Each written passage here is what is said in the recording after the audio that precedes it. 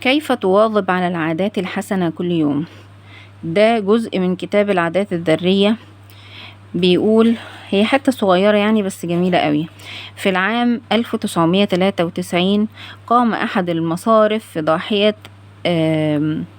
ضاحية بكندا بتعيين سمسار أسهم يبلغ من العمر 23 عاما يدعى ترينت. كانت الضاحية صغيرة ومجاورة لمدينة فرانكفور التي كانت تجرى فيها كل صفقات العمل الكبيرة. وفي ضوء هذا الموقع وحادثة عهد ترينت بالعمل، لم يتوقع أحد منه الكثير، غير أنه حقق تقدما هائلا بفضل عادة يومية بسيطة. الحتة دي معناها إيه؟ إن في السنة بتاعة 1993 أحد المصارف عين واحد اسمه ترينت، والمصرف كان جديد، والضاحية اللي كان فيها المكان اللي كان فيه كان يعتبر ما فيهوش صفقات كتير وما فيهوش شغل كتير، ولكن لم يتوقع ابدا ان ترند ده هيحقق تقدما هائلا في المكان ده بسهولة. ورجعوا لقوا ان هو بفضل عادة يومية بسيطة كان بيعملها ترند ده. كان بيعمل ايه بقى؟ كان ترينت يبدأ كل يوم وعلى مكتبه مرطمانان، هما مكتوبة كده مرطمانان. كان أحد المرطمانين مكتوبة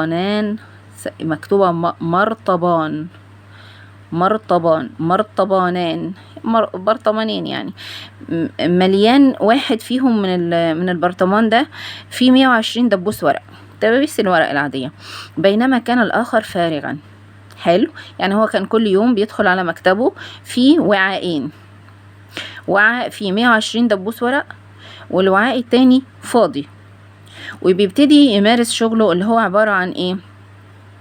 يجري مكالمات مبيعات، بيتصل بناس يعمل لهم عملية تسويق وبيع، وفور الانتهاء من المكالمة كل مكالمة كان بيخلصها كان بينقل دبوس ورق من الوعاء اللي فيه 120 دبوس ويحطه في البرطمان الفاضي. كل مكالمة كان بيجريها كان بيعمل كده، وكان يفضل ينقل الدبابيس في كل المكالمات لحد ما يخلص كل الدبابيس ينقلها للوعاء التاني.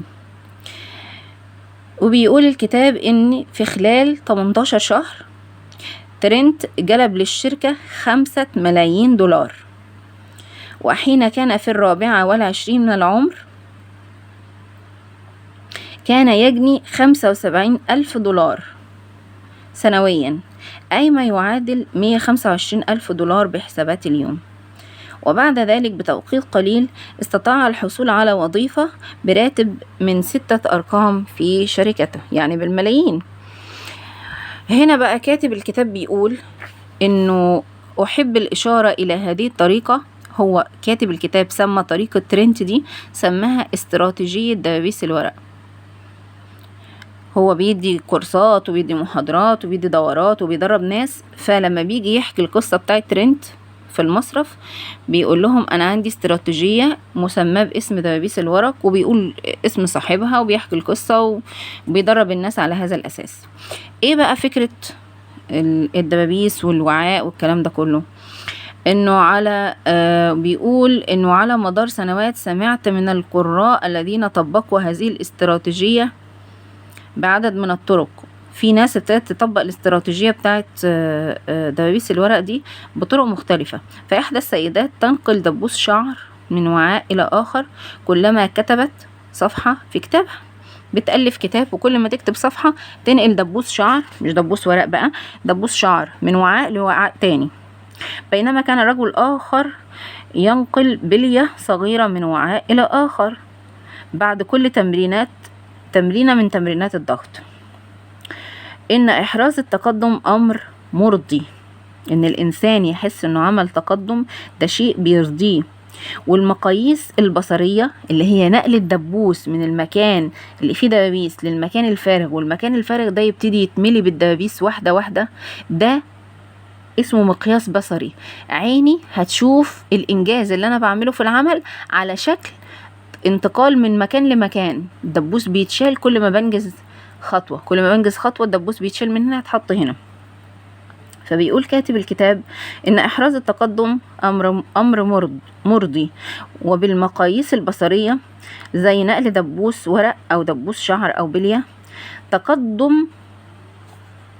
تقدم بينجزه الإنسان، فبيقدم أدلة واضحة لعقله على تقدمه، دليل ملموس على لعقله على تقدمه. يعني هنعتبر ان في مكتبين وفي 2 موظفين، واحد عمل استراتيجية الدبابيس دي والتاني مش عامل، والاتنين بيعملوا مكالمات مبيعات او بيكتبوا مثلا، بيألفوا كتب او بيعملوا اي عمل ما بينجزوا على شكل خطوات. فاللي بينقل الدبابيس من وعاء لوعاء كل ما بيعمل خطوة بينقل دبوس، فبقى الانجاز في دليل بصري عليه. اما المكتب التاني، الراجل التاني هو بيعمل مكالمات برضه وبيعمل انجازات، بس مفيش دليل بصري ملموس قدامه. ده بينجز وده بينجز، وده هيحقق ارباح وده هيحقق ارباح، لكن على المدى البعيد اللي مستعمل المقياس البصري لتقدمه هيبقى النجاح بتاعه اسرع وتقدمه اسرع. هو ده اللي عايز يوضحه صاحب الكتاب، وهو ده اللي عايز يوضحه في الاستراتيجية اللي هي سماها استراتيجية دبابيس الورق. ونتيجة لذلك فهي تعزز السلوك وتضيف قدرا من الإشباع الفوري. هي دي بقى الهدف، الإشباع الفوري على أي نشاط بيقوم بيه. المقاييس البصرية لها أشكال عدة. ممكن نعمل مقاييس بصرية على يوميات الطعام، اللي هي لو حد متابع نظام صحي وكده فيعمل له مقياس بصري، او تمرينات الرياضية، او اي انجاز الانسان بيعمله باي برنامج إن كان. وحتى اللي بيقرأ في كتاب ممكن يعمل صفحات الكتاب وارقامها من تحت تعتبر انجاز بصري. ازاي؟ لو انا دلوقتي بدأت قراءة كتاب، النهاردة اكتفيت من قراءة الكتاب جزء معين منه، فببص بعيني لقيتها مثلا صفحة 60، أنا بحس بإنجاز. بكرة هقرأ شوية صفح فهبص هلاقي مكتوب مثلا 100، أنا وصلت 100 خلاص. فحتى أرقام الصفحات تنفع تبقى مقياس بصري. فالجزء ده من كتاب العادات الذرية الكاتب عايز يقول إن كنوع من التحفيز وكنوع من تشجيع النفس انك انت ممكن تعمل دليل مادي ملموس على انجازك لشيء معين، اللي هو بالبلدي احنا بقينا بنعمله على شكل جدول ونعمل علامة صح. يعني مثلا 7 أيام بتوع الاسبوع انا عايزة اتعقب عادة ان انا بقرأ كل يوم في القرآن مثلا، فبكتب كلمة قرآن وبعمل جنبها سبت حد 2 3 4 خميس جمعة، ولو قرأت السبت بعمل صح، الحد بعمل صح، الاتنين وقعته ما بعملش صح. فهاجي على نهاية الأسبوع هلاقي إن في عدد من علامات الصح تديني تشجيع كده، العين رصدت إنجاز. أنا كده هعمل العمل بتاعي. يعني لو 2 هيصلوا أو هيقرأوا قرآن، هم هيعملوا العمل بتاعهم كل 7 أيام، بس اللي عامل متعقب للعادة هيفرق معاه وهيزيدوا تشجيع وهيزيدوا إنجاز. وممكن بقى يحس الدليل البصري ده يديه قدرة أكتر وقوة أكتر وطاقة أكتر وإحساس بإن أنا بنجز. وده شيء يعني شيء مهم جدا. النفس بتحب كده، النفس بتمل والنفس بتنفر، والنفس لو ما لقيتش حاجة ملموسة قدامها خلاص بقى بتزهد الشيء.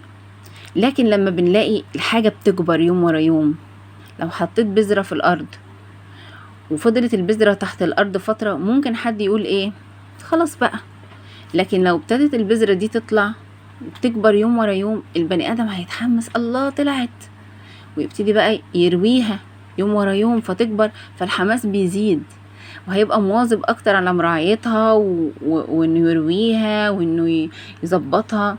هي كده. فحتة إن الإنسان يعمل دليل بصري مادي على إنجازه لبعض الخطوات ده شيء مهم بيحفز الناس، وخصوصا اللي في البدايات، وخصوصا في العادات اللي هي لسه مش مغروسة، اللي هي مش طبيعية وبقت نمطية في وسط اليوم. والسلام عليكم ورحمة الله وبركاته.